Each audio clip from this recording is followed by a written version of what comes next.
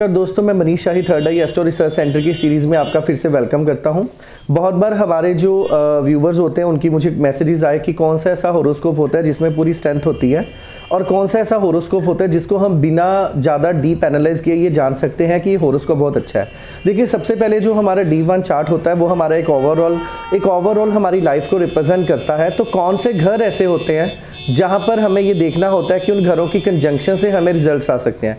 देखिए, एक बात का बड़ा ध्यान रखना होता है, जो हमारे होरोस्कोप की रूट होती है वो 3 हाउसेज होते हैं, 9th हाउस, 10th हाउस और 11th हाउस।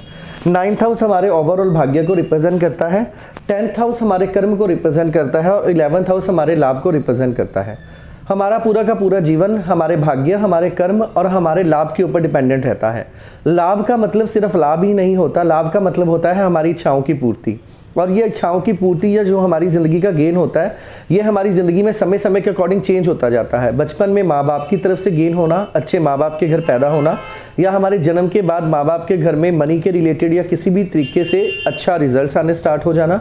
दूसरा, एजुकेशन के लिए, फिर मैरिज के लिए, फिर हेल्थ के लिए, क्योंकि एक ओल्ड एज पर्सन के लिए उसकी हेल्थ का अच्छा होना ही उसके लिए वही लाभ होता है। लेकिन कर्म, बिना कर्म किए हम कुछ भी नहीं पा सकते। और हमारी ये सिर्फ कर्म, यही कर्म नहीं है, हमारी ज़िंदगी का हर ऐसा कर्म, चाहे वो डोनेशन है, चाहे वो सेलिब्रेशन है, चाहे वो हमारा कारोबार है, कुछ भी है, वो 10th हाउस से आता है। 9th हाउस जो हमारा भाग्य है, हमारा भाग्य हमारे पिता से चलता है, इसीलिए 9th house father as provider है और बहुत जगहों के ऊपर 9th हाउस को ही पिता माना जाता है। कौन सा ऐसा होरोस्कोप अच्छा होता है जिसमें 9th, 10th और 11th ये तीनों के तीनों जो हाउसेस के लॉर्ड है वो स्ट्रांग होकर बैठे हों।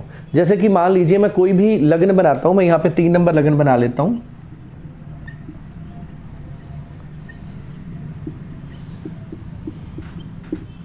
अब देखिए, यहाँ पर जो हमारे होरोस्कोप की रूट है 9th हाउस, 10th हाउस और 11th हाउस, जो कि हमारी किस्मत, हमारा कर्म और हमारा लाभ है।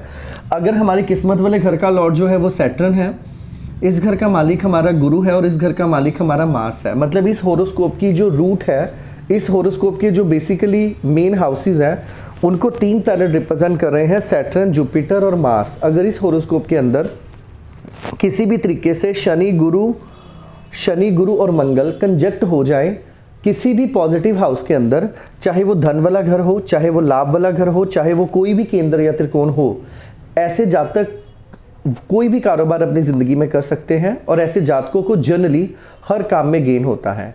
लेकिन बहुत बार ऐसा देखने को मिलता है, हमारे पास क्लाइंट आकर ये पूछता है कि हमें कौन सा काम करें और किसके नाम पे करें। देखिए, 9वां, 10वां, 11वां घर होता है, ये मल्टीपल काम को रिप्रेजेंट करता है। लेकिन अगर ऐसे जातक अगर अपने पिता के नाम पे काम करें, वो सबसे ज़्यादा फलीभूत रहता है, क्योंकि 10वां घर जो होता है ये हमारे फादर का घर होता है, 11वां घर हमारे लाभ का घर होता है और 9वां घर हमारी किस्मत का घर होता है। इसलिए अगर ऐसे जातक कोई भी ऐसा काम जो अपने पिता के नाम पे करेंगे तो और भी ज़्यादा फलीभूत होगा।